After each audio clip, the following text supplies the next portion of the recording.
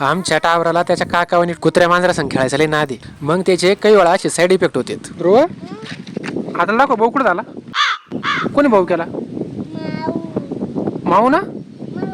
2 दिवसापासून हेच उत्तर ऐकल्यावर लहान पोरं कधी खोटं बोलत नाही याच्यावर विश्वास ठेवला. आणि याचा पापा स्वतः डॉक्टर असून पण स्वतःच्या पोराला इंजेक्शन द्यायला घाबरत असल्यामुळे आम्ही चालवला टाकळेबांच्या सरकारी दवाखान्यात. इथं आल्यावर कळलं का आता केस पेपर सुद्धा फ्री राहतो.